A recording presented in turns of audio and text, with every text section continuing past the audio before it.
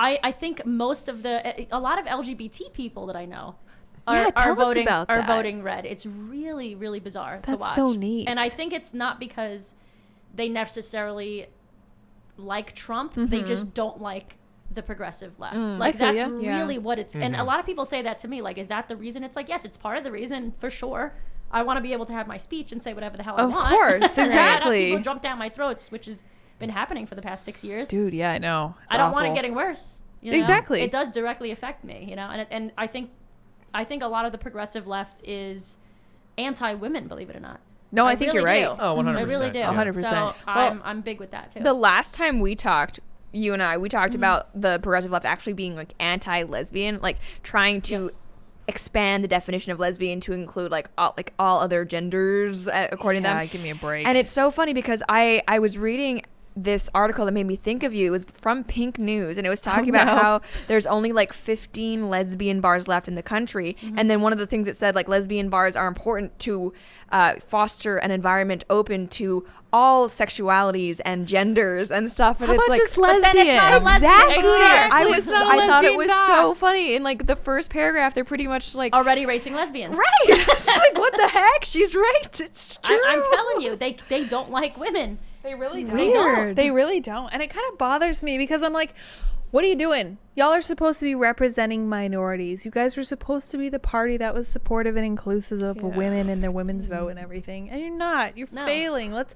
go over to the other party until something comes up better for us. Until you guys reform. It's true. I've never had anybody tell me I'm not a real lesbian or not a good enough lesbian on the right side. Not a real lesbian. That's insanity. Like, Why would we?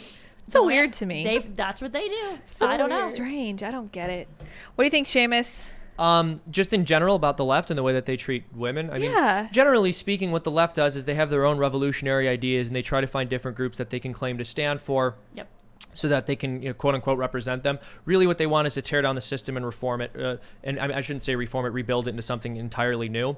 And the best way to do that is to get people who you either perceive as being or can convince them that they are on the outside of the system, and then they'll fight it with you. Yep. Yeah, absolutely. So all of the identity politics stuff, and this goes for not just the modern iteration of that, but going back to even just the idea of like gay pride in general, or gays and lesbians before transgenderism was a question. Yep. And even a lot of what we saw with racial identity politics was very much to get people to revolt against the system which existed, not necessarily because the left was interested in the well-being of those people, but because they were interested in tearing the system down. And we can see for some of those groups of people, there are injustices. So, for example, I don't think any of us would argue that the civil rights movement or the fact that people were marching against Jim Crow was a bad thing. Of course not. But I think it's clear to see that so much of the reason that the left is interested, to whatever degree they try to appear to be interested in the well-being of these groups, is just because they see them as useful pawns. Exactly. And this is why you're told you're not really black if you don't vote for Joe Biden. Thank you. Or why people might claim that somebody's sexual preferences are not something they can see as an identifier that they aren't like fulfilling if they don't vote a particular way. I'm not sure, but we certainly know that it's not a coherent structure of thought. Yeah. I think that Seamus is right, and I will interject this here before we move on a little bit. We might read a few more super chats here in a minute. No rush, no worries. We'll see how the states are doing. It really bothers me that the left uses these minority groups as pawns. It truly troubles me because I am actually really compassionate, like super compassionate, like in a way that I don't think that the leftists have ever been. Because I'm like, why would you treat someone like a pawn when you could treat them like a person? Why is this complicated? Why should it be complicated? Give me a break, man. Treat us like humans. Yeah. I literally filmed a video yesterday with a New York City, a black cop, black police officer who lives in one of the worst neighborhoods in New York City. And he said exactly what you're saying, like almost identical. Right, yeah. He said they treat me, like a pawn. Like they expect me to think a certain way and be a certain way and act a certain way. And he's like, I am pro-Trump. I'm pro-law enforcement. That's great. Of course he is. I'm pro-protection. He's like, I live in a bad neighborhood. I see what happens. I have a daughter. I got into law enforcement to protect people I love. Right, exactly. I shouldn't be hated for that. Exactly. Yeah. But it's also interesting how anytime there is someone that goes against the grain, whether it's a black person being conservative or any other like minority, they not only attack that person, they attack them way more than they would if it were just the Right, what's up traditional with straight that, white man? man. For sure. Because I think it's more threatening. I think it is. Right, because I it think can you're right. show that there's not just this There's stronghold. No, yeah, Yeah. And monolith. also, I mean, I think there's a kind of contempt that they view them with. So this is something that we saw with people we would consider working class voters or white working class voters, where this is a group of people that Democrats would traditionally have said that they stand for and by, but they're often the butt of the joke, especially when it comes to conversations about Trump. And so often we hear this impression of a conservative, and it always ends up being some uneducated sounding person, usually with like a Southern accent. Yeah. Yeah. Don't Yeah. take my guns Yeah, away. exactly. Yeah, exactly. And Bitter so, clingers. And I yes, thought that, and they the cling to their guns and I'll be Bibles. honest, I thought that was the case, you know. And I met my first conservatives, in quotes,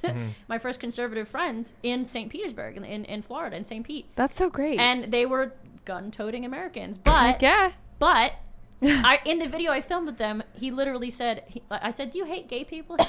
Literally, Why would just I? straight up. Yeah. He goes, "No, I want gay people to have guns to protect their platform." I've heard that. Yeah, sort of Exactly, I've libertarian. heard that And I was like, too. oh, I love okay, it. so you're kind of liberal then. And he's Yeah, I like, kinda well, like it's just that. new age conservative. That's what they call it. I like Yeah, that. New well, age conservative. I like it. Yeah, so also the conservative movement, this is something I kind of take issue with, but I think first and foremost, it's possible to disagree with somebody's lifestyle choices without hating them as a person. Yes. But I think that's definitely lost in the modern conversation. Yeah. Now, I think what's happened to conservatism over the past several years, and it's something I've discussed on this show and really lamented, is the fact that it's sort of changed from being something that I think was more deeply based in Christianity and in this country, not necessarily Catholicism, because America was sort of founded on competing ideals, usually between like maybe more liberal Protestant thinkers of the area, and not anything really robustly Catholic. But we have changed the meaning of conservative, at least in America, to sort of being a loose affiliation of people with kind of vaguely similar ideas about the economy and really no perspective on social Well, issues yeah, other than a sort of a run-of-the-mill, classically liberal perspective. And that's not a change that I'm fond of ideologically, but I wonder if it's possible to win in this country at this point without that politically. I don't know. Well, there's a difference between being right wing and being conservative. And That's I feel also like fair. we don't talk a lot about that, right? Because someone can be totally right wing economically, but be very liberal. Some people might call it like, oh, well, that's just a libertarian. It's like, oh, no, that it's a little bit different. Yeah. And versus you can actually have like a Democrat who's very socially conservative, right? And for, I think, a lot of Catholics, that might be where they find themselves, right? Because a lot of Catholics do vote Democrat. Unfortunately, yeah. Yeah, but they Yeah. are socially conservative. So I think there's a difference there. And I think what we're seeing is not necessarily a resurgence of conservatism, but more right-wing populism. Sure. Well, no, and that's exactly my point. Like what the conservative movement in America today is and has been is not necessarily something which I would consider conservative. So I don't really call it a resurgence of conservatism. What's sad is, when it comes to the Catholics who vote Democrat, for example, this is something Tim gave me a shout out to about earlier when he was on. But Joe Biden, for example, the media has repeatedly referred to Joe Biden as a practicing Catholic, but by definition he isn't, because one of the 100% requirements, not. Yeah. one of the requirements in order to be a practicing Catholic is you have to give full assent to Catholic teaching. Catholic teaching states that abortion is murder and has to be treated as such by civil authorities, which Joe Biden explicitly votes against. He's and literally speaks a civil against. authority, and Yeah, he's exactly. Like, Exactly. Give me a break. And so, but he's still referred to as a practicing Catholic. Even though I think he has been denied communion, right? He has He been denied has, communion. yeah. He has been denied Interesting to communion. me. Now, you could say, all right, maybe there was some priest who was out of line and denying communion. That wasn't the case. The priest was totally right to do so. But somebody could argue, well, one priest isn't exactly the standard bearer, the person who could tell us whether or not he's Catholic. But based on the actual definition of what a practicing Catholic is, Joe Biden is not one. Yet, how many Catholics voted for him? Some large number. And I think the Catholic vote I know under Obama, the Catholic vote, the majority went to him, which is really sad. But also that's a result of the fact that like most Catholics just don't know their faith very well. Yeah. I mean, I think to be fair to Catholics, and like Liam and I talk about this all the time, that's true of every faith, pretty much. Yes. It's Yeah. true, unfortunately. In the modern era, I would say Yeah, that's I don't pretty like it. typical. It's too bad. One thing that I just want to interject as the only gay person here, but like I have to use that card. But I had this conversation with Sydney Watson and a bunch of other more conservative friends of mine, and I think that one thing that the conservative movement or the right-leaning movement has to do a better job at is welcoming gay people, because I think you're right. Well, what do you mean by welcoming gay people? It's almost because because I grew up in the 90s and the Republican Party and just majority of people didn't even accept gay people, gay marriage and not even Obama until 2008, right?